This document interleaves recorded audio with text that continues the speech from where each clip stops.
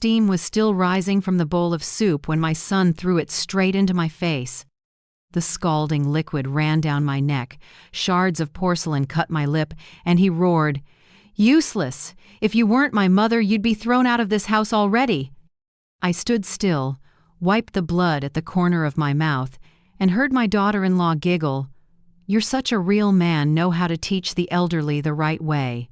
For 3 years, I swallowed my tears, every insult, every slap, every dollar of my pension managed for me because I believed a mother's love could pull a son back from the edge.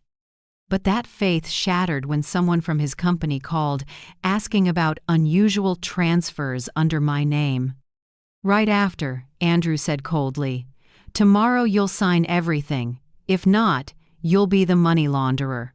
That night, I dried the blood, opened the drawer, and picked up my phone. Every statement, every audio clip I'd quietly gathered for months would no longer be evidence I was afraid to hide, but the indictment I intended for the son who used to be my only pride. If you're still listening, tell me where you're watching from. Every comment you leave is another mark in this journey. And if this story has touched you, don't forget to hit like so it can reach even further. I am Margaret Hill, 68, widowed for nearly 10 years. I used to be an executive secretary at Benton and Avery LLP, where I spent over 40 years keeping every contract and every meeting on the dot. My life was tied to numbers, punctuation marks, and the belief that if I worked hard enough, life would be fair. This house, a small 2-story place in the western suburbs of Chicago, is the only reward I kept after a lifetime of work. But now, I live in it like an unnamed housekeeper. The morning after the bland soup night, I woke in the gray light leaking through the curtains. My neck burned, my lip was split, and every movement sent a stab through my left shoulder. In the mirror, my face was slightly swollen, the red streak on my neck spreading purple. I dabbed on a little cheap foundation, listening to Andrew's footsteps echo downstairs. When I came to the kitchen, Andrew was already at the table. The light flashed off his red tie, the only familiar thing left of the boy who once wore a cheap suit to his first interview. Now he didn't look at me like a son looks at his mother, but like a boss looks at a lowly employee. "Where's breakfast?" he snapped, eyes never leaving his phone. "What would you like?" I asked softly. "Scrambled eggs, toast, black coffee. Don't overcook the eggs." I stayed quiet and did as told. As I stood at the stove, soft footsteps sounded. Jasmine, Andrew's wife, in a mint silk nightgown, brown hair pulled into a neat high ponytail. Her smile was sweet and proper, the kind meant for a husband, not a mother-in-law.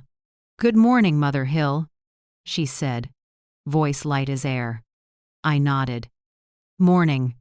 Her eyes landed on the bruise at my neck, then flicked to her husband as if to ask, "Too rough last night?" Andrew just curled his lip and sipped coffee. Jasmine smiled and turned back to me. "You should be more careful. The kitchen floor is very slippery."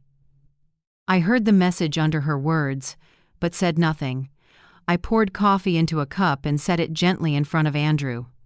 He didn't say thank you, only murmured low enough for me to hear, "Remember, if anyone asks, you fell. And stop making random phone calls." I lowered my head. Jasmine gave a tiny laugh, straightened his tie, and said teasingly, "You really are the man of the house. Without you, this place would be chaos." Andrew put a hand on her waist, kissed her forehead, then shot me a cold smile. When the two of them left and the engine started outside, I finally exhaled. I washed the dishes slowly, keeping my mind blank. Every time I bent over, my shoulder stabbed with pain. This kitchen, where I once baked with my husband for Thanksgiving, where I hung Andrew's Christmas cards when he was little, felt like a strange room now. I'd lived here more than 30 years, but since Andrew moved, back in. Nothing in this house belonged to me anymore. 3 years ago, when Andrew divorced, he knocked on my door in the middle of a rainy night. "Just staying for a bit, Mom," he said. "I've lost everything." I pitied him and opened my door and my wallet. I didn't know that opening my door to my son meant opening the door to my own hell. At first, things seemed fine. Andrew fixed the fence, took me grocery shopping, said sweet things like when he'd been a good boy. Then he started managing my pension. "Let me handle it," he said. "Older folks get scammed so easily." From then on, I was left $20 a week for spending. The rest Andrew invested for me. I didn't ask because I trusted my son. When Andrew married Jasmine, I already had doubts. The wedding was oddly extravagant: white flowers, a live string quartet, imported champagne far beyond Andrew's reach. When I asked, he said, "The company sponsored it, don't worry." I believed him, until I found the payment receipts drafted from an account under my name. From then on, Jasmine treated me like hired help. I cooked, washed, and cleaned. She showed sweetness only when guests were around. Otherwise, she was ice cold. "At every meal," she told her husband, "having a mother-in-law like this is as convenient as having a housekeeper for free." Andrew just laughed. I couldn't. The violence started with criticism: too salty, too bland, too cold. Then pounding the table, then slaps, shoves, pinching, hands on my throat. I once thought if I stayed quiet, he'd calm down. The quieter I was, the worse it got. That bland soup night was only the final result of 3 long years of silence. The next morning, just as I was about to make tea, the landline rang. A polite male voice said, "Hello, I'm Owen Price, an accountant at Northern Apex. I need to confirm some recent transactions from an account under the name Margaret Hill." I froze, hand shaking. "My account?" "Yes. There are repeated transfers totaling nearly $50,000 signed under your name, but the signature appears inconsistent." I glanced at Andrew's door shut tight. "We'll check." "Thank you," Owen said. "If needed, you can meet me in person on the 18th floor at Northern Apex, 1134 North Avenue. The sooner the better." When he hung up, I stood there, still holding the cup of tea grown cold. On the table was the black envelope I'd kept hidden. Inside were statements I'd secretly printed when Andrew wasn't looking. Now I understood. He'd used my name to launder money. The front door swung open. Andrew stepped in, voice flat. "Someone call?" "No, just an ad." I lied. He stared straight into my eyes, like he could see through me. "Tomorrow, 10 a.m. The bank, you sign for everything. Otherwise, the money laundering charge is yours." I didn't answer. In my head, his sentence kept echoing. "Otherwise, you'll be the money launderer." That night, I opened the safe, took the black envelope and my phone, and hid them in my cardigan pocket. Every document, every recording, every tiny detail I'd gathered for months now, they finally mattered. As I sat at the table, my neighbor Ruth Delgado knocked.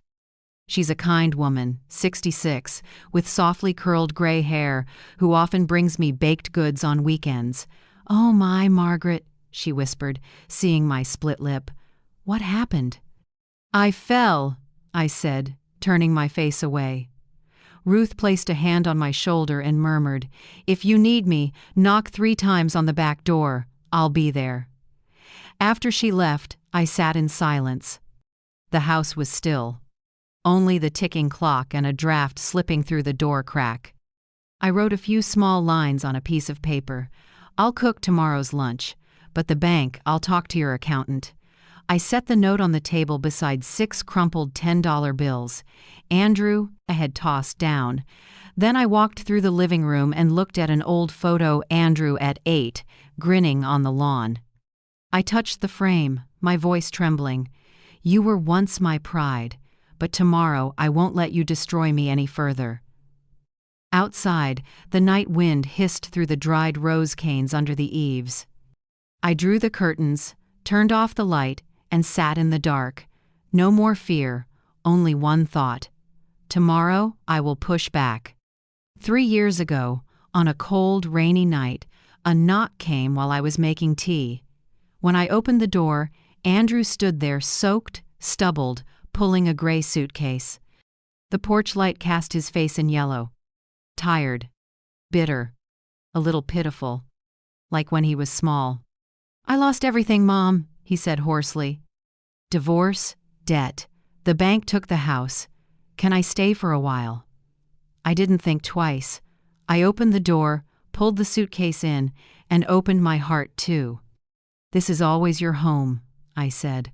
The words came as naturally as breathing because no matter her age, a mother only knows how to open her arms when her child falls. The first weeks were peaceful. Andrew slept in his old room upstairs, still calling me Mom, in a gentle tone. I got up early to brew coffee and toast bread. He fixed the pipes and painted the fence. In the evenings we watched the news. I listened to him talk about work and stress. He said he would start over. I believed every word.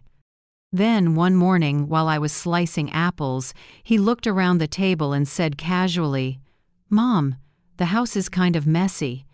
After years alone, I guess you got used to clutter?" I forced a smile. "I keep things tidy." Andrew shrugged. "Sure, you're kind of tidy. Men like a different kind of clean." I went quiet. It was the first hint of criticism in his voice. Just a hairline crack, but I didn't know it would spread like rot under the floor.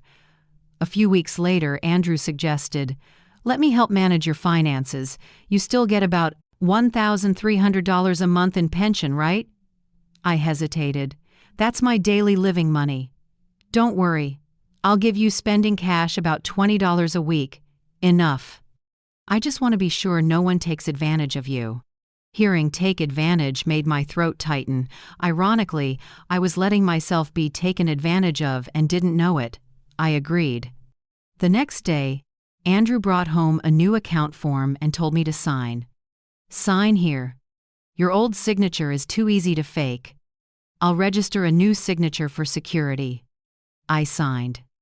One shaky stroke, and with it, I signed away my freedom. In the months after, Andrew changed. He spoke less, snapped more, and often said, "You don't understand the world now." I had to cook his favorites at exact times, exact flavors.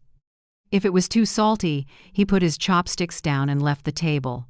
I ate the rest in silence. Then Jasmine appeared, a long-haired brunette with red lips and a confident gaze. Andrew introduced her on a Saturday afternoon while I was watering plants. "Mom, this is Jasmine. The best woman I've ever met." I shook her hand, felt her dark red nails, cold as ice. She smiled. "I hear you're very organized. I like women like that." Neat and orderly. Polite words, but it felt like she was inspecting a valuable antique. Their wedding came just 2 months later, at a lavish country club. Everything was so extravagant it stunned me.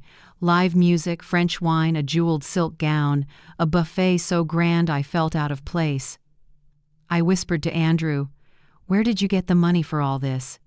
He put a hand on my shoulder and smiled. "Don't worry, someone sponsored it." But when I got home and checked the account, the balance was cut in half.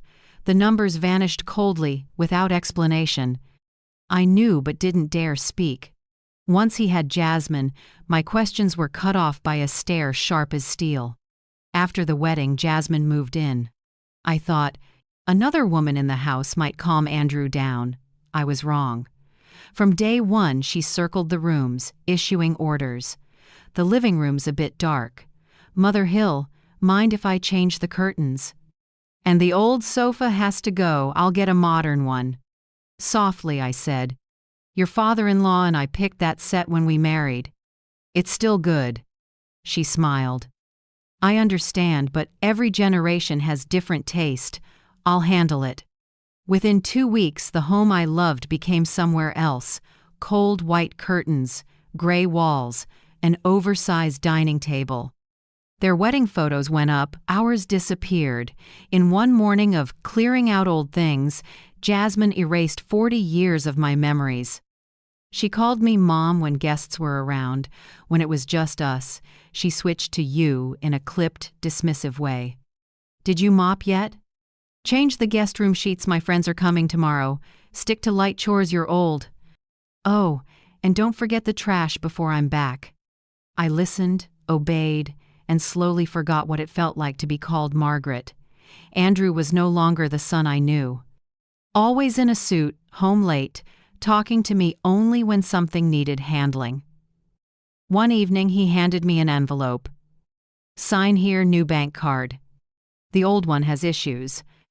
I skimmed it, saw faint words. Full authorization. You need that much control? Don't make this hard. I'm trying to help. His voice was calm. His eyes were a warning. I signed. From then on, I didn't know how much money I had.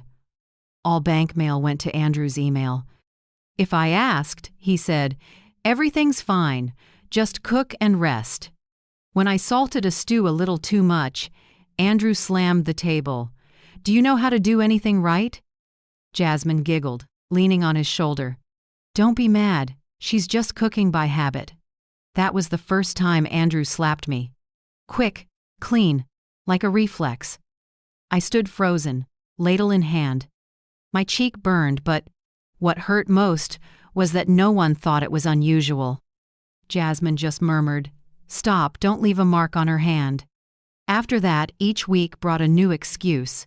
Cold rice, dirty bowls, a damp dishcloth. Andrew started shoving me when he was angry, squeezing my shoulders, pinching my arms, slapping me if I dropped a glass. I learned to move quietly, step softly, speak less. I didn't dare meet my son's eyes. Every night after they slept, I sat at the kitchen table, opened my old computer, and secretly printed bank statements I found in an old inbox. I hid them in a black envelope inside the safe. Each page tightened my chest but also gave me a tiny bit of power. Andrew controlled my phone, too. He installed a location app, saying it was so you won't get lost. Every time I called someone, he asked, "Who's that?" Sometimes he checked my call log. Old friends stopped reaching out. I became invisible in my own life. Once, my closest friend at the firm, Marjorie, invited me to lunch. Before I could answer, Andrew snatched the phone. "You're not going anywhere. They just want your money." I went silent. Marjorie never called again. Days blurred together. Cook in the morning, laundry, mop the floors, then cook again at night. I turned into a useful shadow, no breaks, no mistakes allowed, no voice. Sometimes I opened the drawer with my old blue dress, the one my husband said made me look like spring. I touched it and remembered when Andrew was a boy running through the yard shouting, "Mom, look at me." I used to think raising a child was duty. Now I know sometimes it's a gamble with your soul. One night, I sat on the porch, looking at the light in my neighbor Ruth Delgado's window. She keeps a lamp on late, reading by the glass. I wondered if she'd hear me if I knocked. I didn't dare. Not yet, I was still too weak. Even so, a small thought formed inside me, frail but determined, like a seed pushing through dry soil. One day, I will get out. And on the bland soup night, when the hot steam ran down my neck, I knew that day had come. The next morning, I stood in the small kitchen staring at 6 crumpled $10 bills. $60, the money Andrew tossed down like charity, was my entire budget to make a perfect lunch for Jasmine's friends. I opened the fridge, half a stick of butter, 3 eggs, wilted greens, a third of a bottle of white wine. I took a breath and pushed the humiliation aside. I'd hosted firm luncheons for tougher guests. The only difference was back then I was Mrs. Hill. Now I was just the cook. I wrote a list and counted every dollar. Frozen salmon, romaine, pasta, lemons, a few slices of baguette and a bit of cream for dessert. Total, $57. $3 left, just enough for a small bouquet to keep the table from looking bare.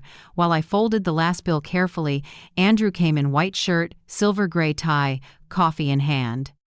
He glanced over the ingredients and snorted. "Don't embarrass me. Jasmine's friends all have husbands in big positions. Make sure it suits their taste and don't talk too much." I nodded in silence. "Oh," he added, "and don't let anyone ask about that bruise. If they do, say you slipped carrying the soup." Jasmine swept in white dress, hair neatly coiled. She smiled like candy. "Mother Hill, I want everything to be truly refined. I planned this to make an impression. Andrew says you cook wonderfully. I'm sure you do. I'm sure you do sounded like a dare. I cooked all morning." Steam fogged the glass. Oil stung my neck, but I kept stirring the sauce. Butter and garlic filled the air. By 12:30 p.m., the table was set. Seared salmon, Caesar salad, pasta with lemon cream sauce, chocolate mousse, and the white wine I'd saved from my husband's birthday years ago. The bell rang. 3 women came in, perfume mixing with the scent of rain on their coats. Jasmine introduced them. "This is Becca, Lydia, and Noelle." All 3 were elegant, soft-spoken, heels tapping on the floor. Becca had the sharp gaze of someone always comparing. Lydia laughed easily, voice bright. Noelle, the quietest, wore a gentle smile but watched everything closely. They sat around the table. Jasmine poured wine and giggled. "I cooked all of this myself." "Well, with a little help from my mother-in-law." Lydia burst out laughing. "Oh my gosh, having a mother-in-law like this must be so convenient. No need to hire help."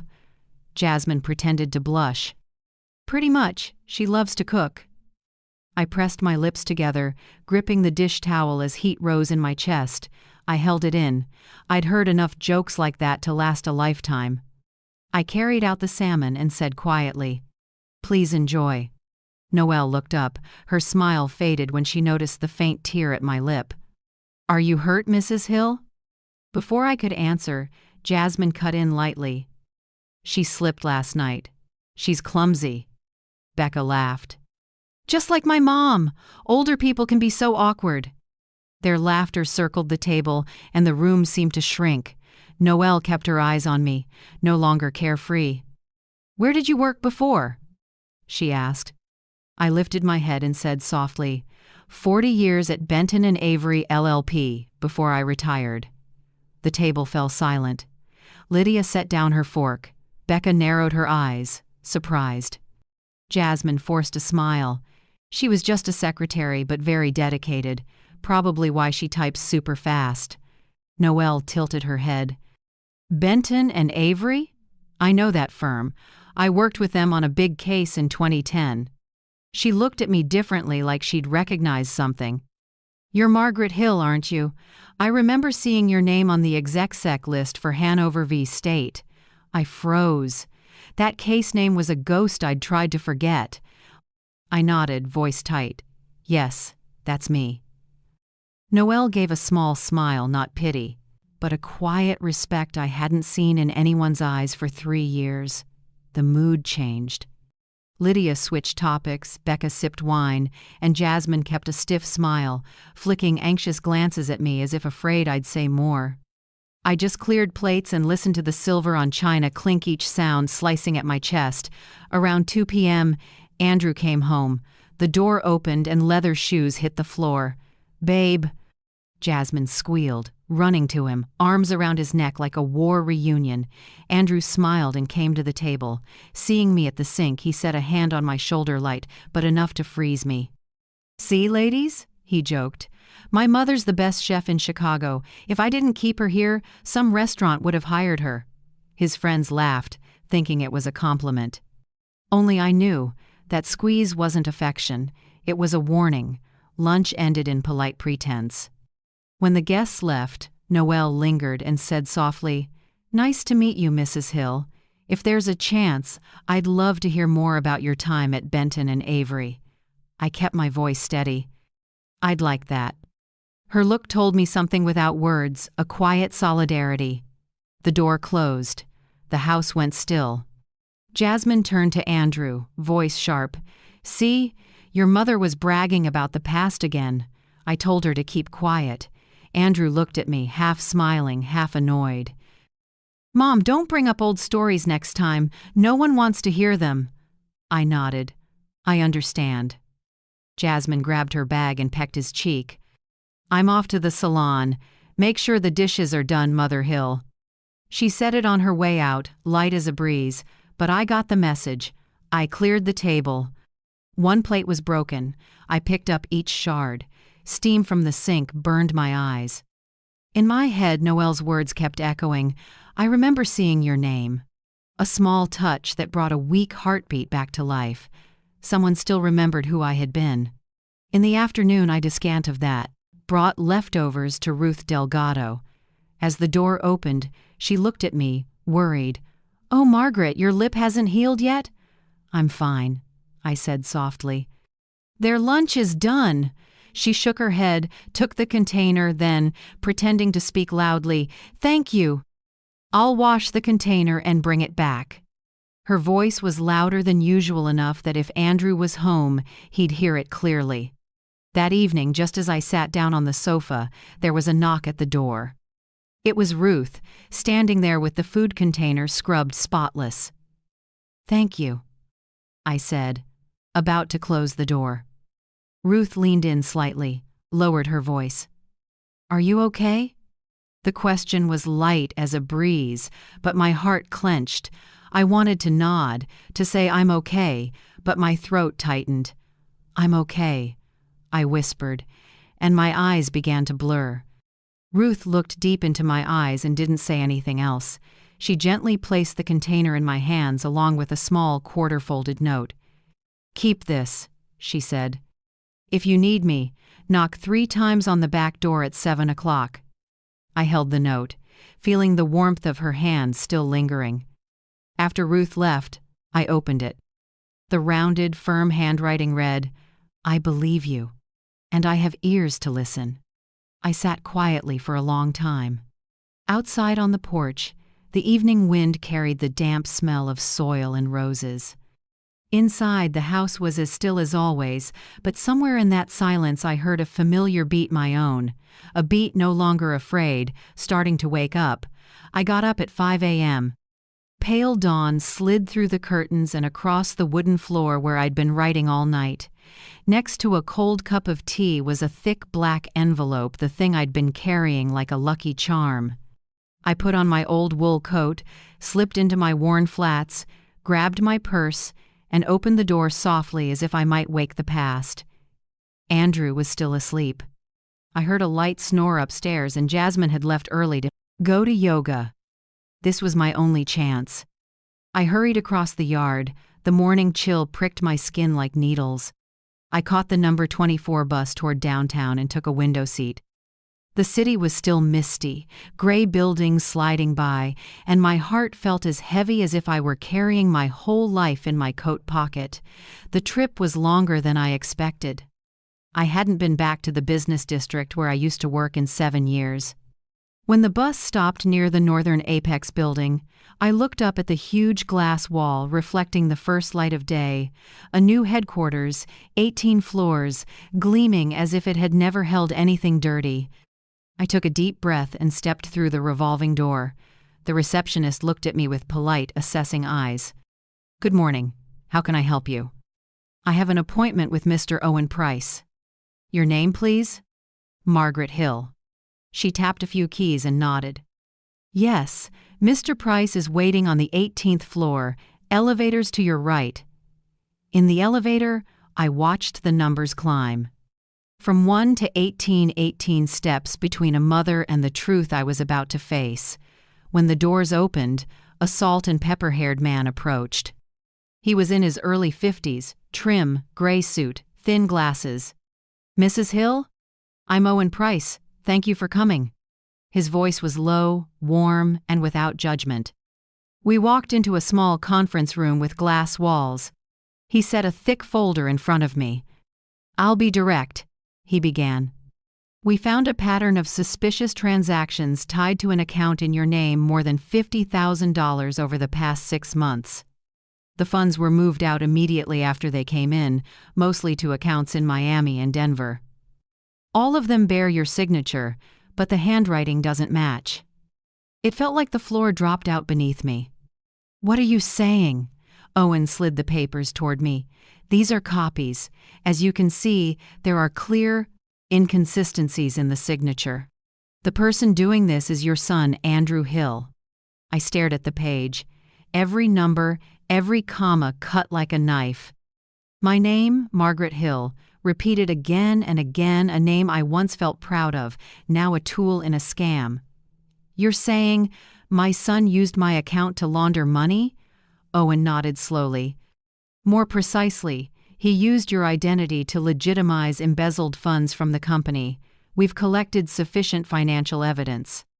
Management wants to handle it internally for now, but you need to know so you can protect yourself. If law enforcement gets involved, you'll be the first one named." I dropped the pen, my hands shaking. "I don't know anything. I didn't sign, I didn't transfer. I just live in my house." "I believe you," Owen said, eyes sincere. "But the law won't accept words alone. I advise you to file a report immediately.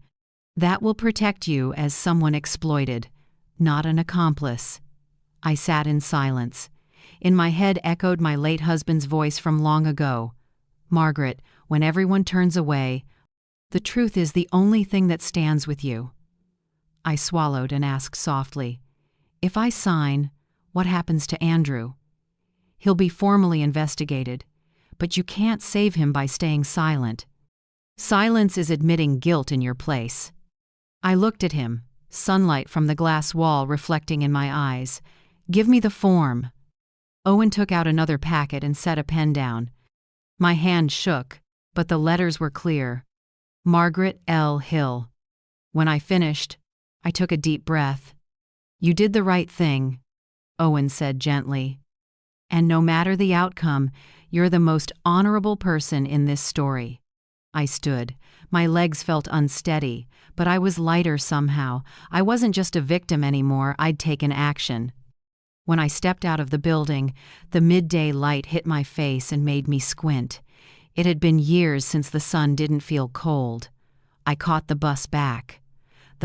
The ride felt endless. I thought of Andrew, the boy who once slumped on my shoulder after failing a college exam, who said, "I'll make you proud." Now he'd turned me into a shield for his sins. I didn't know if there was anything left between us to call mother and son. When I got home, the clock was striking close to 3. I had barely stepped inside when I heard Andrew from the living room. "Where did you go?" His voice was dry and low, but I recognized what sat underneath: suspicion. "I went out for a bit," I said slowly, hanging my coat on a chair. "Out where?" "To see your accountant." The air froze. Andrew shot to his feet, his face changing color. "What?" I spoke with Owen Price. He showed me everything: the transactions, the forged signatures, the accounts in Miami. I know it all. For a few seconds he couldn't speak. Then his wide hand clamped down on my wrist, squeezing till the joints crackled. "Are you joking, Mother?" "I've never joked about justice." He squeezed harder, his breath hot on my face. "Shut up, you senile old woman. You have no idea what you're destroying." Pain shot through my arm. "Andrew, let go." He gritted his teeth, voice dropping. "Tomorrow, 10 a.m. You're going to the bank to sign everything away, understood?" I looked him straight in the eye, no fear left. "No." He shoved me. I stumbled into the table, pain shooting up my arm. "No? You think you can go against me?" "Not against you, Andrew. Against the law," I screamed. The sound burst out louder than I expected. "Which detail outraged you most? The bruising wrist grab or the senile old woman accusation?" You can share it quickly in the comments. I'll read every note because your words might be the lifeline for someone scared and hiding somewhere out there. Outside, I saw a figure by the fence, Ruth Delgado. She stopped, eyes wide. He let go of me and glanced toward the window. My eyes met. Ruth's for an instant, and I knew she had heard. Andrew stepped back, his face tight. He inhaled, then gave a thin smile, the kind that chilled me. "Tomorrow, 10 a.m., the bank. You will sign. If not, don't blame me." He turned and went upstairs. I dropped into a chair, hands still shaking.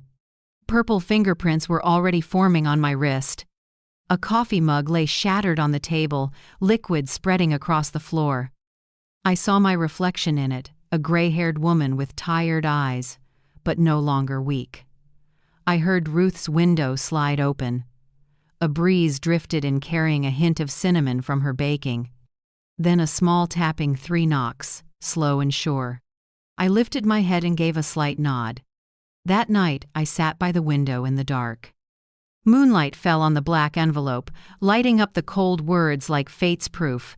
I knew the real fight would start tomorrow, but I also knew something else. This time, I wouldn't be alone. I couldn't sleep that night. The clock ticked in the dark house like the heartbeat of someone counting down to something inevitable. On the table, the black envelope lay thick and silent, but alive like a second heart in my chest. Close to midnight, a faint light flickered in the backyard and startled me. I lifted the curtain. Ruth Delgado was crouched by the rose bed. Moonlight lay across her shoulders like mist. She set something down and covered it with dry leaves. When the flashlight clicked off, I realized it was a mini camera. I cracked the door and whispered, "Ruth?" She raised a hand for silence, then murmured, "He'll blow up again, Margaret. You need proof. Don't be afraid." I nodded, heart pounding. Ruth disappeared into the dark. The scent of roses that night, earthy, with a metallic edge, stamped itself in my memory as the start of survival. The next morning, while I was rinsing glasses, Andrew came down acting different. Freshly ironed shirt, a whiff of expensive cologne. "Good morning, Mother," he said, light as if nothing had happened. I looked at him and stayed quiet. "I'm sorry about yesterday. I lost my temper. Work's stressful. You're still my mother." Before I could answer, he stepped closer, poured me coffee, set it on the table. "You should rest and stop wandering around. Lately I've noticed you're unstable. If you keep pushing about those accounts, I might have to get a doctor to evaluate your mental health. You know how it is, old age, confusion." His tone was gentle, but every word slid over my skin like ice. I understood. One word from me, and he'd label me the crazy old lady. I set the cup down and looked him straight in the eye. "What are you afraid of that you'd hire a doctor just to declare your mother insane?" His eyes darkened, then he pasted on a smile. "I'm not afraid of anything. I'm just trying to protect you." He turned away, voice still mild. "Oh, and remember, 10 a.m. today. We're going to the bank. We'll tidy up the paperwork. No need to drag this out, right?" I nodded. In my head, everything spun. If I refused, he could do anything. If I agreed, I'd lose everything. I had one hope, Ruth. Around 8:45, there was a knock at the back door. I opened it and Ruth stood there, holding a tiny memory card wrapped in foil. Her coat was damp with dew, her breathing quick. "You have to come with me, right now." I can't." "Andrew's upstairs. Listen to me, Margaret. I have video and clear audio. If you don't go today, there might not be a tomorrow." I looked at her, then up the stairs. Water ran in the bathroom. He was still getting ready. I ran to my room, opened the safe, and stuffed the black envelope, house deed, and ID into my purse. "Back door," Ruth said. We slipped through the yard, along the fence, out the narrow alley. I was shaking so badly I had to hold on to Ruth. If he finds out I left, then he'll say you're crazy and, "Next time you won't get a chance to fight back. We need to see Assistant District Attorney Kimberly Hart." I called ahead. We took a cab. The whole way, all I heard was my heartbeat. The sky was gray, misty rain tapping the glass, buildings sliding behind us like silent witnesses. Kimberly Hart's office was in a red brick building downtown. She was in her early 40s, brown hair, upright posture, quick, decisive voice. When Ruth introduced me, she just nodded and said, "Have a seat." "I'm listening." Ruth set the memory card on the desk. "She's being abused." I recorded it. Kimberly loaded the card into her computer. The screen showed a grainy but clear image. Andrew clamping my wrist, his voice harsh. "Tomorrow you'll sign everything away. If not, you know the consequences." You could hear me yell, and Ruth outside calling, "Margaret!" Everything was audible. In the small office, the sound made the air heavy. Kimberly sat still for a few seconds, then turned to me. "Do you have any other documents?" I slid the black envelope to her.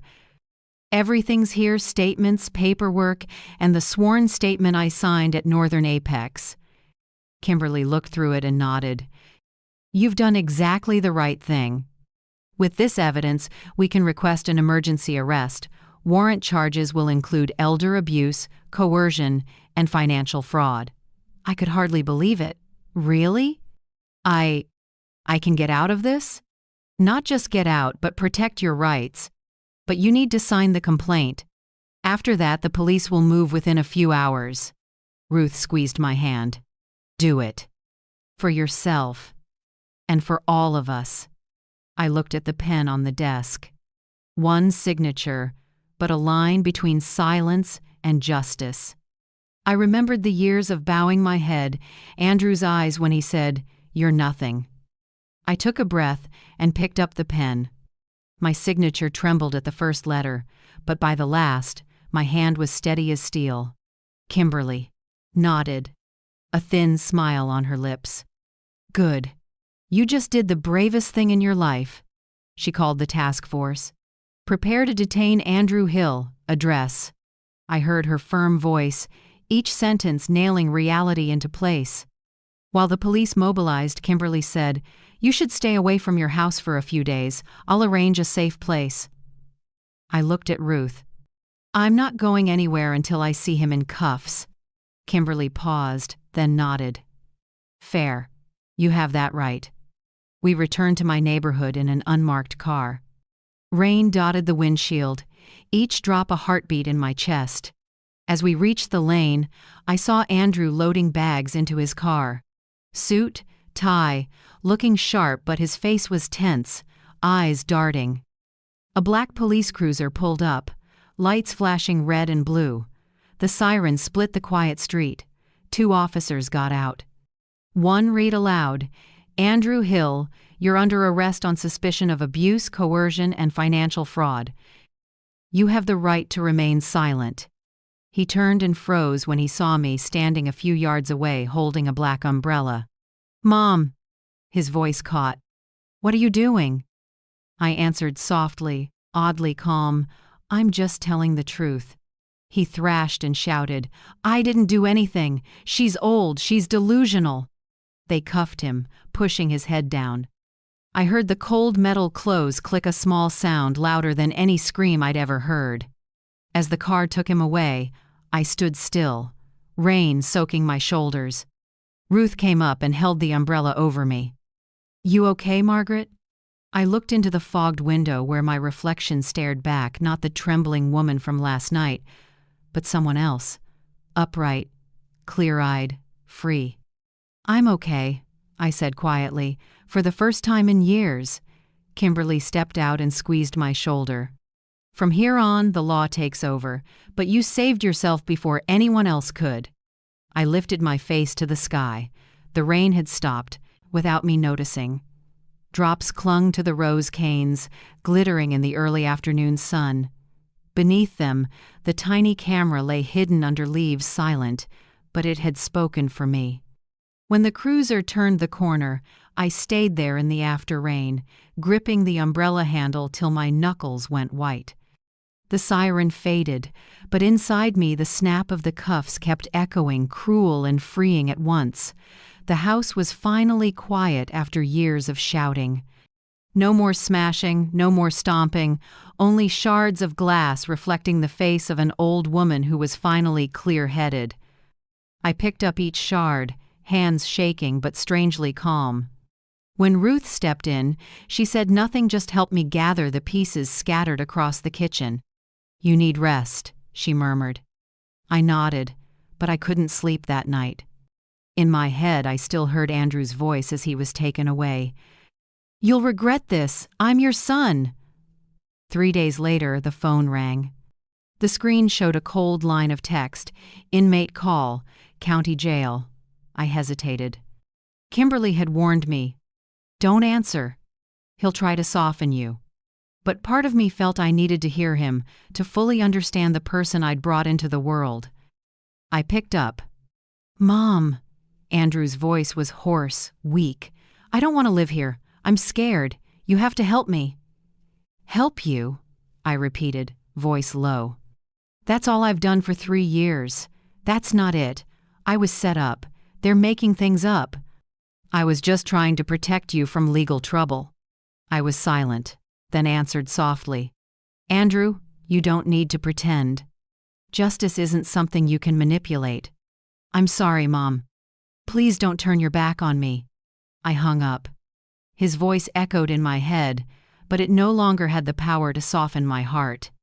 A week later, Kimberly called. "The preliminary hearing is set for Thursday morning. Are you ready?" I nodded, though she couldn't see. Inside me was a small storm of fear and anticipation. The courtroom wasn't big, but it was packed. Andrew was led in wearing an orange jumpsuit, hair matted, eyes sunken. When he saw me, his lips trembled into a forced smile. I met him with a steady look. Ruth sat beside me, hand on my shoulder in quiet support.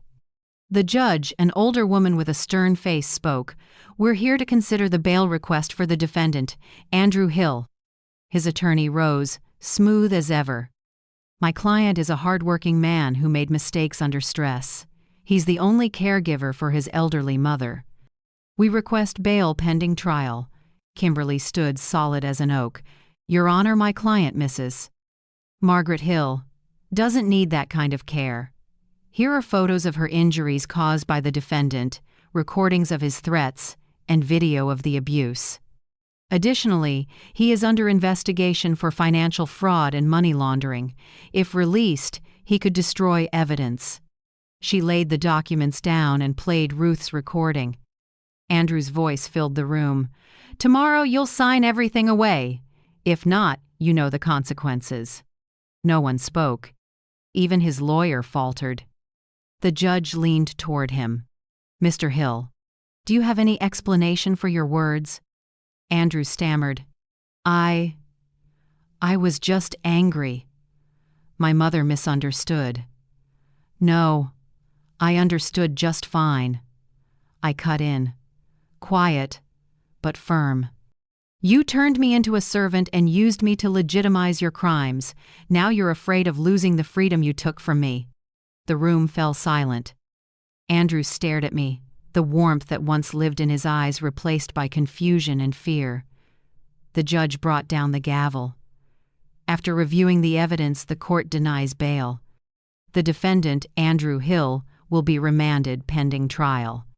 Andrew leapt up, shouting, "No, this is all staged. My mother's crazy. She's senile. She just wants revenge." 2 officers held him down. I didn't flinch. I looked straight at him and knew there was nothing left to save. When court adjourned, I sat a moment longer, waiting for the hall to clear. Ruth whispered, "It's done, Margaret. He can't touch you now." I gave a tired smile. "I know, but what he broke lasts longer than bruises trust." We were almost at the door when a familiar voice called behind us, "Mrs. Hill." I turned. Jasmine stood there, hair loose, eyes swollen, coat wrinkled. She walked up, voice shaking. I'm sorry. I don't even know what to say. I've been scared for so long." I looked at her in silence. "He hit me," she blurted. "Many times. Once, right before you heard that bowl shatter. I didn't dare step in, didn't dare call the police. I thought if I endured it, he'd calm down. But the quieter I was, the worse he got." I saw her hands shaking. For a second, I realized the woman in front of me wasn't a proud accomplice anymore, but another victim. "You don't need to apologize," I said. "Fear makes people stay quiet." "I understand that." Tears ran down Jasmine's cheeks, one by one. "He took my money, too. The money my parents gave me to open a shop. He said he'd invest it, then it was gone." Ruth cut in, firm. If you're ready, tell everything to Kimberly. You can help bring him fully into the light. Jasmine nodded hard. I will. I've been silent too long. I looked at her, hurting and relieved at once. You're not just saving me, Jasmine. You're saving yourself. Kimberly walked up with a file in hand. I heard. Thank you for coming. If you're willing to testify, this case will move forward in a big way. Jasmine gave a small, tearful smile. I won't let him destroy anyone else. She turned to me and gently took my hand. Thank you for not staying silent, Mrs. Hill. If you hadn't, I'd still be trapped in that house. I squeezed her hand and answered, my voice tight. No one deserves to be called a victim. Forever, Jasmine. We can all stand up, it just takes someone to go first. That afternoon, back at Ruth's house, I sat by the window. Late sunlight fell across the teacup on the table, casting a thin halo. Outside, Ruth's roses were still blooming, and the tiny camera lay quiet at the base, silent, steady, a witness that couldn't lie. Ruth set a hand on my shoulder and asked softly, How are you feeling? I smiled. Lighter, not because he was arrested, because I'm not alone anymore. She nodded. That's the real freedom. I looked toward the end of the street where the police car had driven past. Peace spread through me, the kind I thought I'd lost for good. 3 weeks after the hearing, when things seemed to have calmed down, I got an envelope from the Franklin County Jail. A yellow envelope, stamped censored, with a slanted handwriting I knew at once Andrew's. I was going to stick it in a drawer unopened, but my hand slid along the seal and tore it anyway. Inside were 2 neatly folded pages. His handwriting was still sharp and cold like a blade. Mother, I know you're enjoying your new role, the brave woman, the celebrated survivor. But don't forget, I have documents from Hanover v. State in 2008 where you edited a witness file. If I send copies to the court, your guardian of justice image will pop like a soap bubble. Remember who told you to optimize the documents to avoid problems for the client? I still have that email with your e-signature. If you drop the charges, everything stays quiet. I'm giving you one chance. I let the letter fall. It felt like someone poured ice water down my back. Hanover versus State. That name stabbed through my memory. 15 years ago, I was still at Benton and Avery LLP. I was executive secretary to Richard Hale, then a senior partner, not yet the CEO of Northern Apex. He called me into his office that day and set a thick stack of files in front of me. Margaret, he said, we need to optimize this set a bit, cut some clutter, clean up wording so it's less harmful to the client. I remember asking, do you mean format or content? He just smiled. Format, of course. I didn't overthink it and did exactly as told. But a few weeks later, when the case ended, the press was loud about altered evidence, a big ethics flap. I was scared, but no one mentioned my name. The secret got buried with the years. Until today, when Andrew dug it up like an old grave. I sat for hours, staring at the letter. Wind pushed through the window and sent a few bills skittering across the table. My heart pounded. Suddenly light and sound felt far away. That afternoon, I brought the letter to Kimberly Hart's office. She finished reading, her face set. He's blackmailing you, she said, each word clear. I know. What scares me more is, he might be telling the truth. Kimberly took off her glasses and looked closely at me. Did you actually alter documents in that case? I cut a few sentences and swapped a few words. I didn't understand the law fully back then. I just did what my boss asked. She leaned back, thinking. Legally, if we show you didn't knowingly do wrong, the risk to you is very small. But if he has materials and drops them at the right moment, the media will dig. They don't care who's at fault, they just want a story. I pressed a hand to my forehead, dizzy. I've already lost my standing in my own family. I can't bear being paraded in front of the world again. Kimberly spoke gently. No one wants exposure, but if he holds something over you, you'll always be a hostage. That night, I told Ruth. She frowned slightly as she listened. Hiding a secret is a victim's chain, she said. I lived with a husband like that, always threatening to spill my secrets. I only got free when I said them first. I'm not as strong as you think, Ruth. I'm terrified. No, you're just remembering what captivity felt like. You're forgetting you have light now, and the truth. And Kimberly. She stood to pour more tea. Steam rose, mint filled the kitchen, warm in a way that surprised me. I sat and felt my heartbeat slow. 2 days later, I got a second letter. Again from Franklin County Jail, this time with a photo. It was a shot of the handwritten note I made in 2008 while reworking the Hanover v. State report. My messy line, "Cut the witness section, boss says it's unnecessary." Below it, Andrew had scribbled, "Remember your own handwriting? If you don't drop the charges, this photo goes to the media." There's also the Christmas bonus clip from that year. People will think you helped launder money for the firm. I don't want to do this, but you're forcing me. The dizziness rushed back. I grabbed the table to steady myself. My mind reeled like someone yanked me back 15 years to a late-lit office, me at the keyboard, thinking I was just doing my job. The next morning, I brought everything to Kimberly. She looked at the photo and said, "He's smarter than I thought. He's tying 2 cases together, your old one and his current one, to distract and create doubt about your honesty. If the media bites, they'll assume you lied before, even if it's unrelated."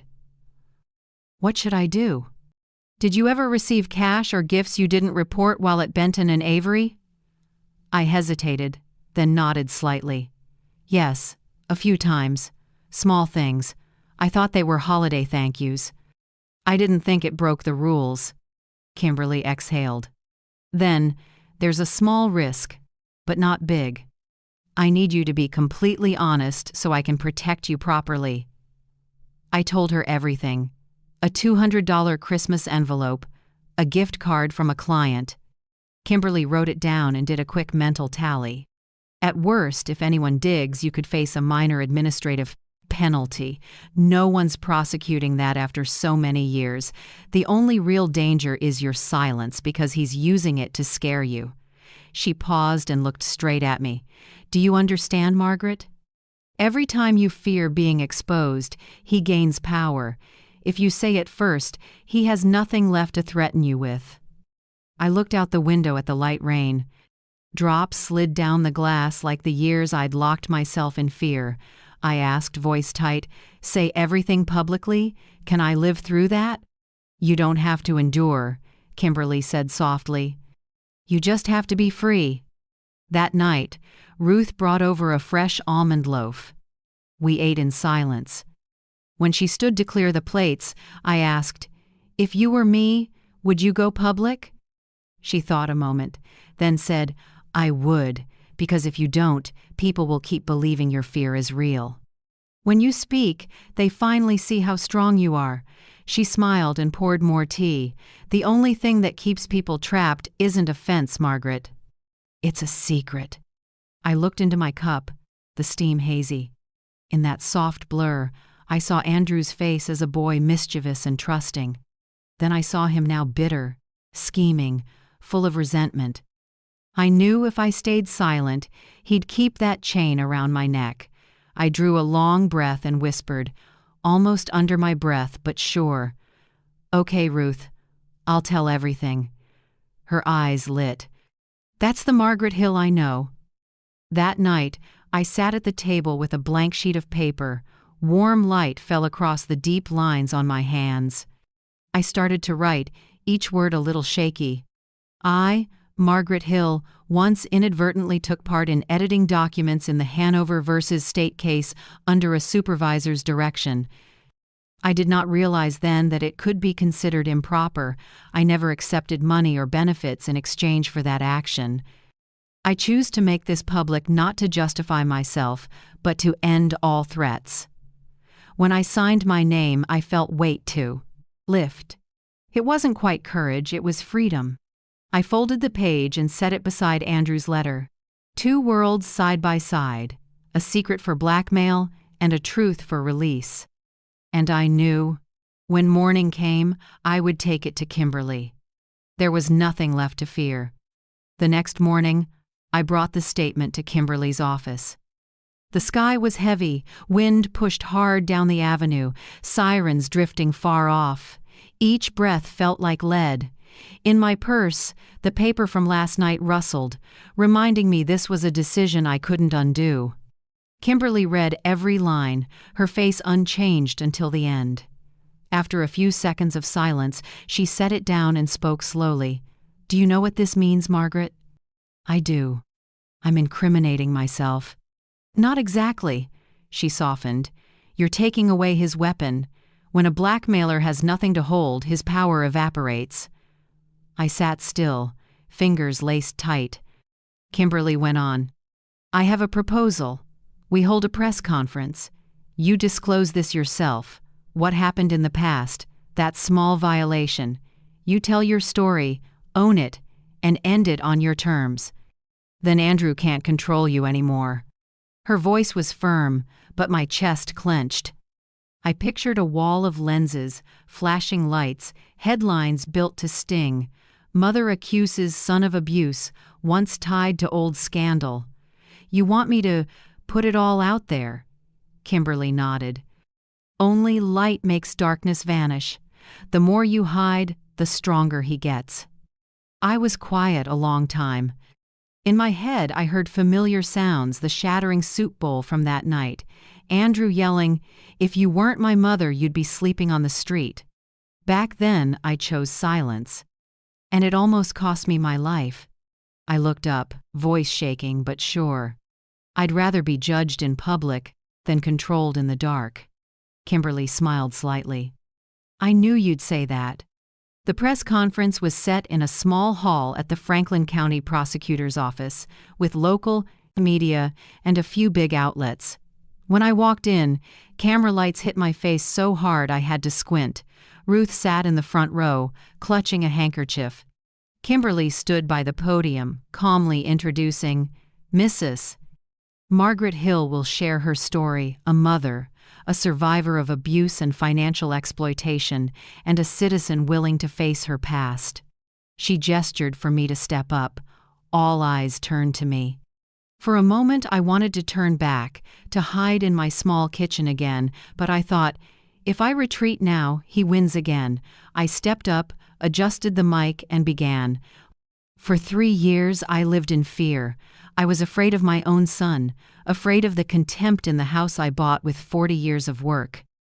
I once believed a mother's love could fix everything, but you cannot fix someone who treats love like a tool for control." I drew a breath and looked at the line of cameras. My son, Andrew Hill, abused me physically and emotionally. He controlled my finances, forged my signature, and used my name to launder money. I was so afraid I stopped speaking, to the point I forgot who I was. I'm not telling this for sympathy. I'm telling it because silence never saves anyone. The room was so quiet you could hear pens scratch. I continued, "I also need to admit that 15 years ago, I made a mistake. In a case at my former firm, I edited documents without realizing it was against policy. I didn't do it for money or favors, but because I naively trusted my superior. I'm saying this today so my son can't turn it into a weapon against his mother.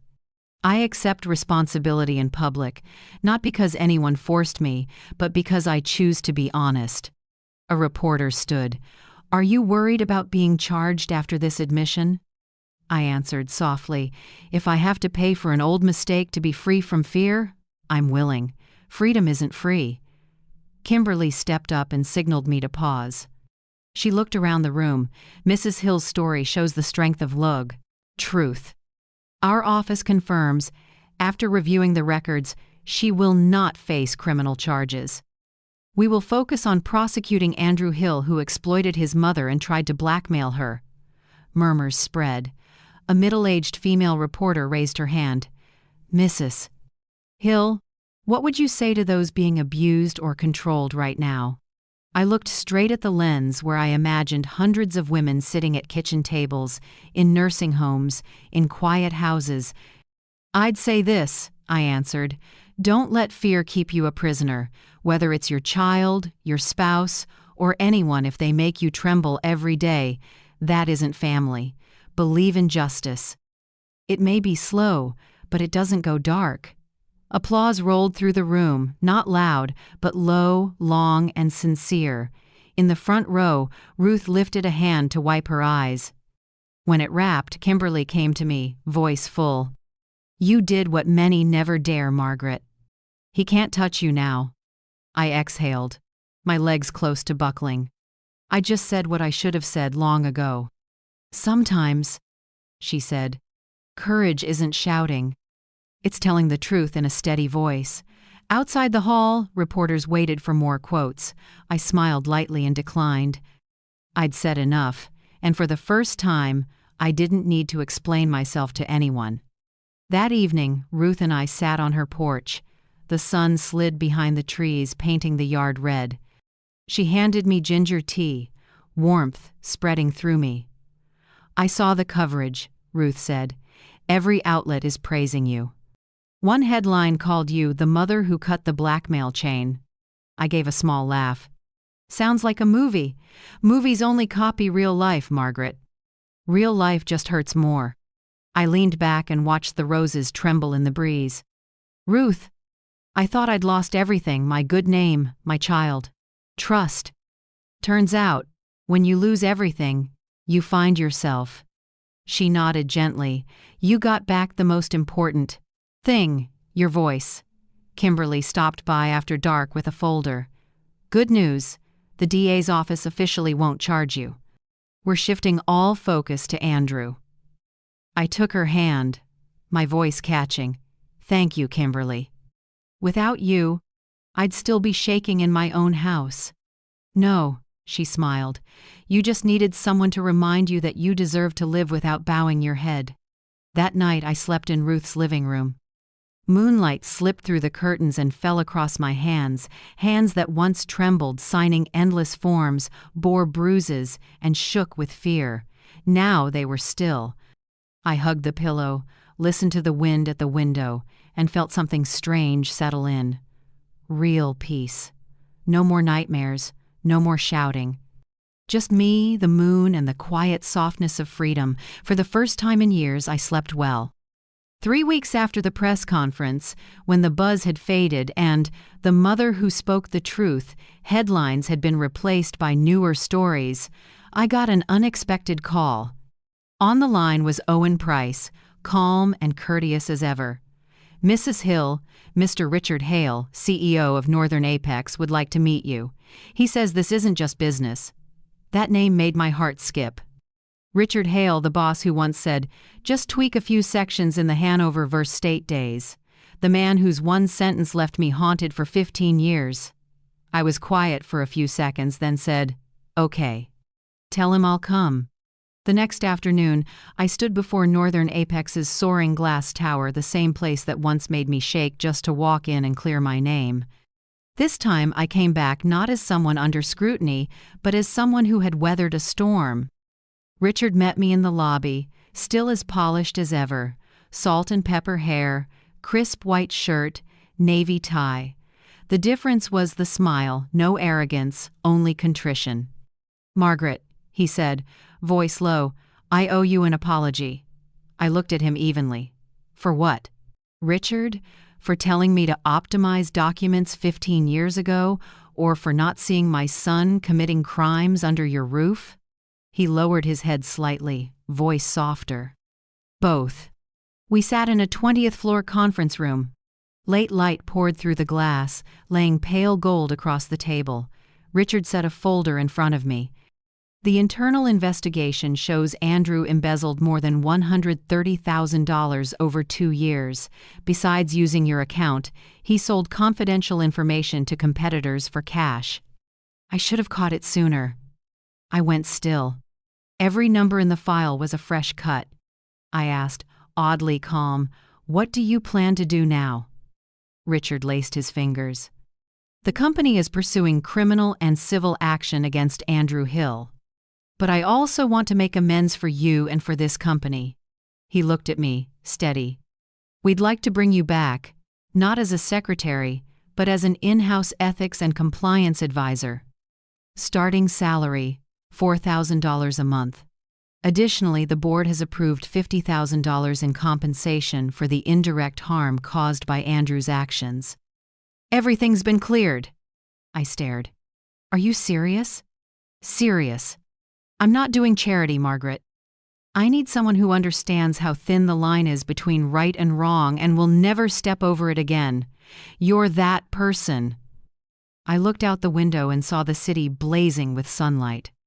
3 years of abuse, a lifetime of steady work, and now here I was again, sitting before a door I once thought had slammed shut forever. I said softly, "You know, Richard, there was a time I thought I'd never walk into this building again. But if you believe in me, I'll try not to start over, but to end things the right way." He smiled, relieved. "Welcome back, Margaret Hill." In the days that followed, I went back to work every morning in my old white blouse, a pearl pin at the collar, and a new fast leather notebook under my arm. The smell of coffee in the lobby, the click of shoes on stone floors, everything reminded me of the years I'd lost. But this time, I wasn't anyone's paper runner. I sat in a small advisory office with Owen Price, reviewing the company's financial controls and auditing spending approvals. Owen looked over and smiled. "How does it feel to be back, Mrs. Hill?" I took a sip of tea. "Like cleaning up an old house after the roof caved in, only this time I brought new bricks." He laughed. "I'm keeping that line. We worked non-stop." I found a few more red flags in the archive's internal expense entries that lined up with transactions Andrew had made. Owen took careful notes and said Andrew might not have acted alone. A few days later, Jasmine walked into the office with a small black hard drive in her arms. "I found this in the old garage," she said. "He hid it behind a panel. I think it's company related. I took it from her. You sure you want to be part of this?" Jasmine pressed her lips together. "I've hidden long enough, I want to end it." Owen checked the drive and went pale. Inside were lists of files Andrew sold to a competitor, plus the emails between them. The evidence was enough to at least double his sentence. When Kimberly received the data, she called me that night. "You just changed the entire case. With this, Andrew won't just be convicted for money laundering, he's facing corporate betrayal charges too. You won."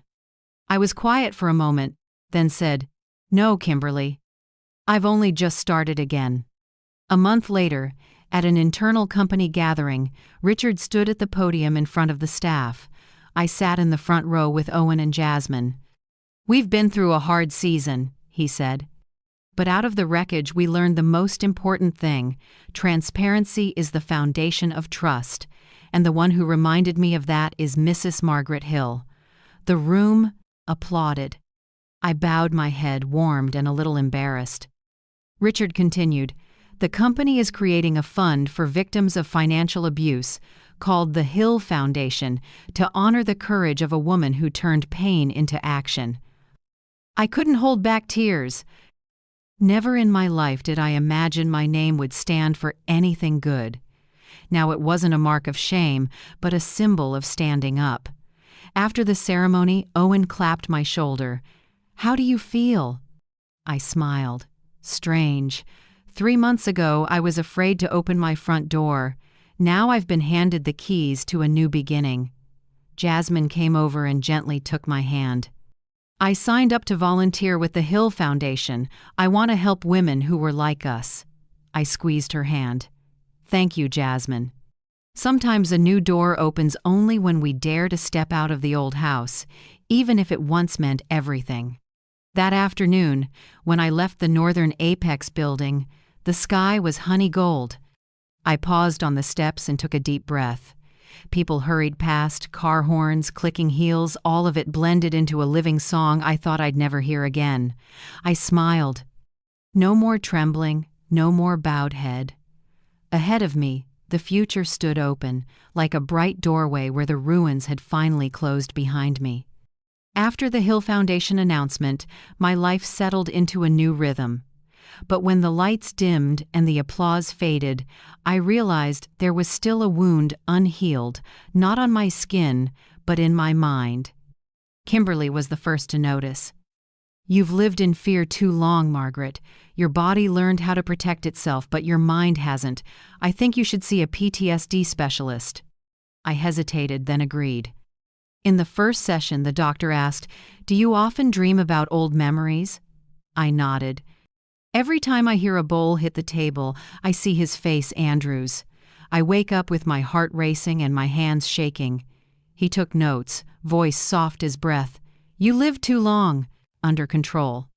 Now you need to learn to take back control of yourself." The session lasted more than 2 hours. I learned to breathe through panic and to stop apologizing for things that weren't my fault. Each exercise seemed simple: stand tall, look in the mirror, say, "I'm safe," but each one brought me to tears. I never thought I'd have to relearn the most basic thing: feeling at home in my own body. Ruth walked this road with me, patient as ever. She took me to a survivors group at the Franklin Community Center. In a small room with warm yellow lights, a dozen women sat in a circle with teacups in their hands, each carrying a different wound and the same look of someone who'd been choked by fear. When it was my turn, I stumbled over my words. My voice trembled as I began. "I'm Margaret Hill. I was abused by my son." I stayed silent for 3 years because I thought I deserved it. No one spoke, but a few nodded. A brown-skinned woman named Carla took my hand. "We get it. I used to think I was the worst person for not leaving sooner, but surviving is the first victory." The room broke into gentle applause, just enough for me to feel I wasn't alone. For the first time in years, I told it all about the soup bowl, the slaps, being stripped of my rights inside my own home. When I finished, my shoulders felt lighter, like I'd dropped an old stone that had clung to me from the past. In the mornings after that, I started putting my house back together. The wreckage from the police raid still lingered: stained walls, a cabinet with a long crack. Neighbors offered to repaint, but I declined. I wanted to keep a few fissures as proof of survival. I changed the curtains and set a white orchid on the sill. Each morning, when sunlight cut through the frame, my heart calmed. The house that once trapped me became the place I learned to live again. Kimberly still stopped by often. We spent many evenings practicing my testimony. "You'll need to stay calm when they try to provoke you," she said. "The defense will look for contradictions or question your memory." I gave a thin smile. "I lived 3 years with a man who called me senile. No one's shaking me now." Kimberly laughed. "That's exactly the energy I want." Each practice run, she played defense counsel and pressed hard. "Do you have proof Andrew hit you?" "Yes. Video and photos my neighbor recorded." "Do you admit you signed some papers that helped Andrew?" "I signed under duress. The proof is in messages and recordings in the black envelope." Kimberly nodded, satisfied. "Good. Calm, clear, no defensiveness. Let the truth speak." I rehearsed dozens of times in front of the mirror, down to the smallest detail. Each time I spoke, my voice steadied. My eyes stopped looking away. I was learning to stand tall with words. Meanwhile, Owen sent me the final financial report, more than 200 pages, proving Andrew stole company funds through 17 transactions and laundered them under my name. He set the binder on the table. "With these numbers, he has no way out." I nodded and thanked him. "Mr. Owen," I said, "thank you for believing me from the start." He smiled. "I just did the right thing. You're the one who walked out of the dark."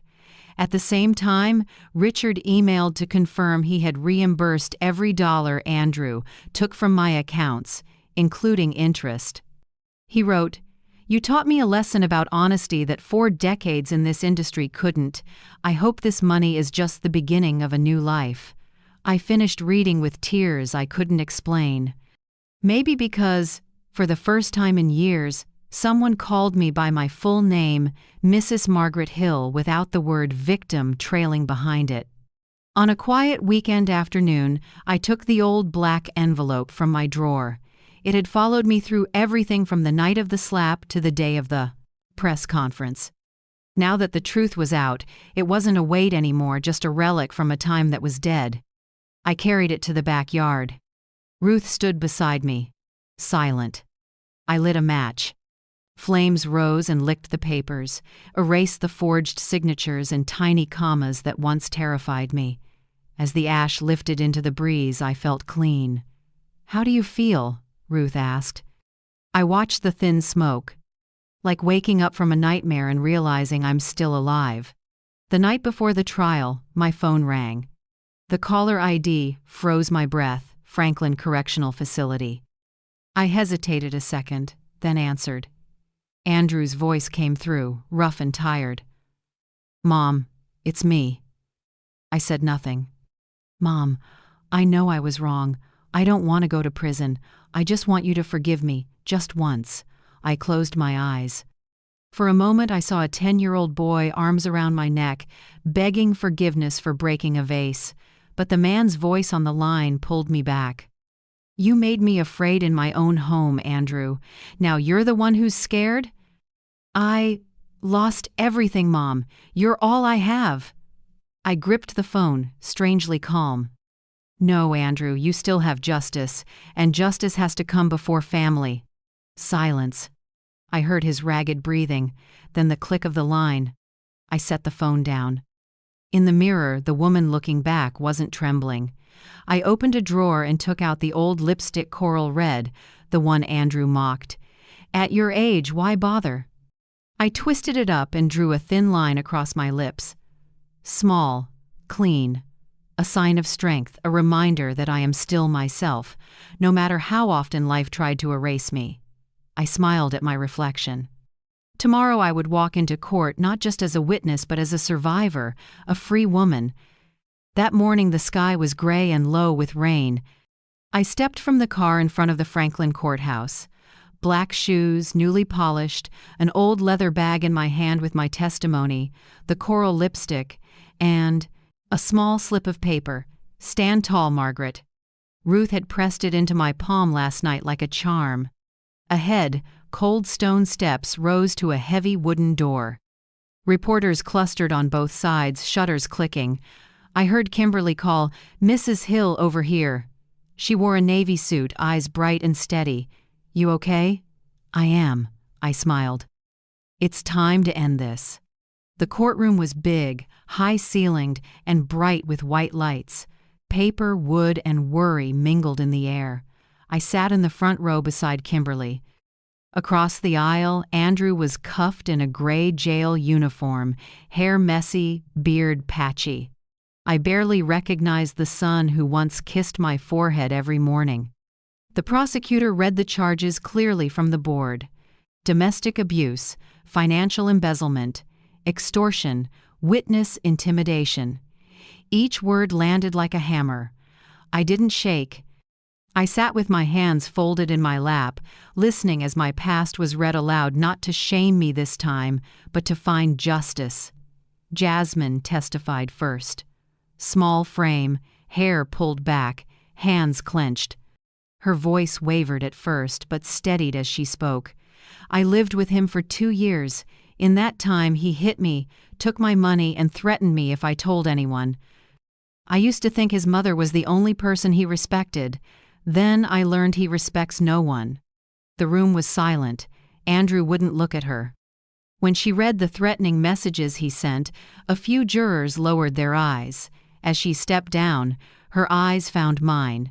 There was no hate there, only tired compassion. I nodded. She nodded back, as if we had both come through the same storm. Next was Owen. He took the stand with a thick stack of documents and walked the court through a systematic pattern of fraud. The defendant, Andrew Hill, used his position in finance to move company funds into accounts under his mother's name, Mrs. Margaret Hill, who had no knowledge of it. The total is $132,400, over 17 transfers with verified evidence of forged signatures. Owen put each statement on the screen, every bank page, every mismatch. His voice was even and sure. When he finished, he glanced my way, as if to say, "We did it." The defense tried to push back, claiming Andrew just asked his mom to move money as a favor. Owen answered cleanly, "No one needs a favor 70 times across 3 different states over 2 years." A small chuckle rippled through the room. Andrew bowed his head, jaw tight. Then it was my turn. Kimberly touched my arm and whispered, "You're ready." I stood and walked to the stand. My footsteps sounded on the floor like a calm heartbeat. When I looked up, dozens of eyes were on me, jurors, press, the prosecutor, and Andrew. I began in a voice so steady it surprised me. "I'm Margaret Hill, 68. I'm the defendant's mother." Silence. I faced the judge and told it all, each piece, each memory I'd once tried to bury. From small insults, Andrew turned me into a live-in maid in my own house. Every month, my retirement check disappeared. Every time I asked, he said, "I'm just managing it for you." I stayed because I thought a mother's love might save a person. But the night he threw a bowl of soup in my face, I understood that if I didn't fight back, I would die a little every day. I told them about Owen, the 18th floor, the forgeries, the crushing grip on my wrist, and the final blackmail letter. I explained how I confessed my old mistake in public to sever his power over me. Each sentence felt like a cut, but one that freed me, not hurt me. The defense rose to cross-examine. "Mrs. Hill," he said, "you admit mistakes in the Hanover v. State matter, correct? How can we trust the memory of a 68-year-old?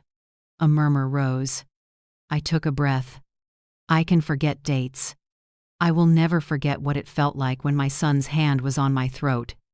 If you need help with your memory, the video my neighbor recorded will jog it." Kimberly smiled and signaled.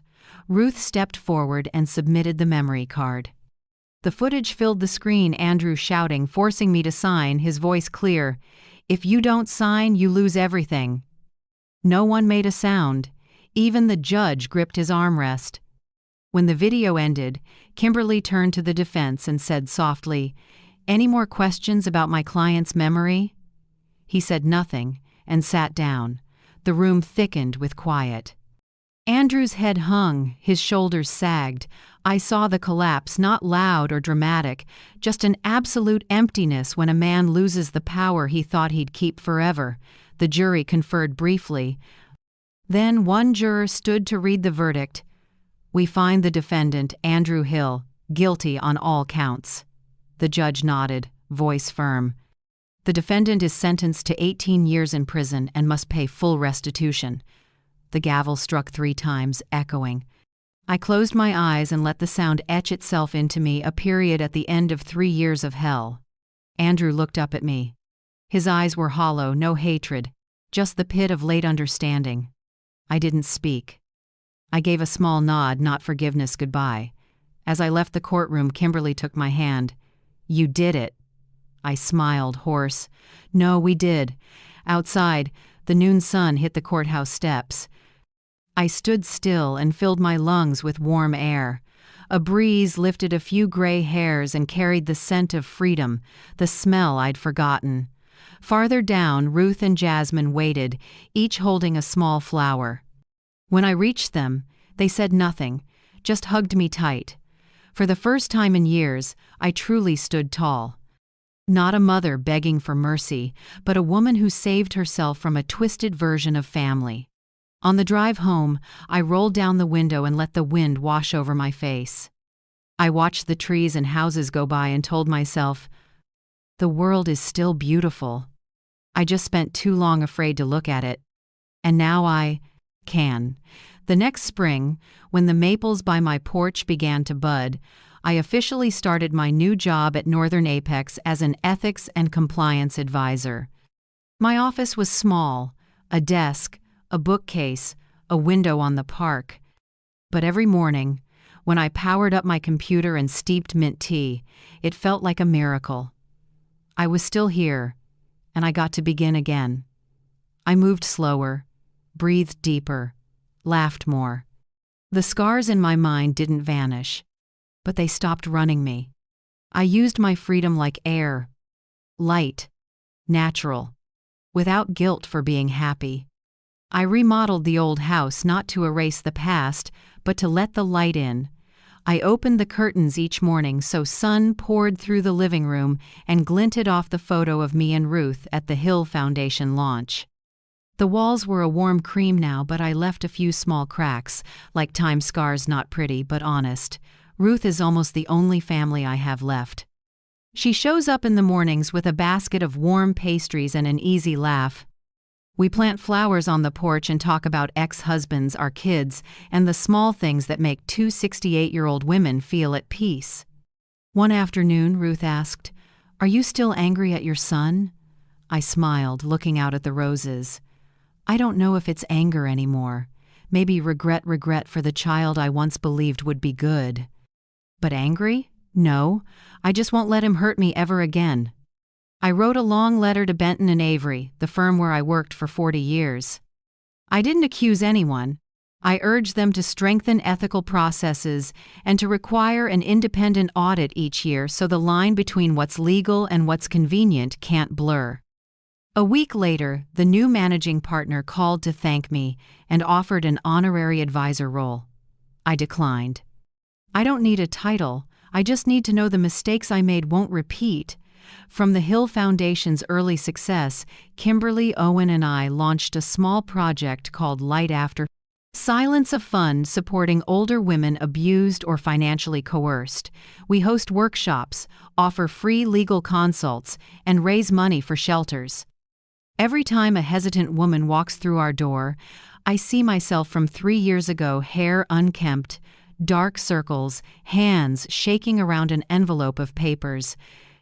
But when they leave with a faint smile, I know light is spreading slowly, but it holds.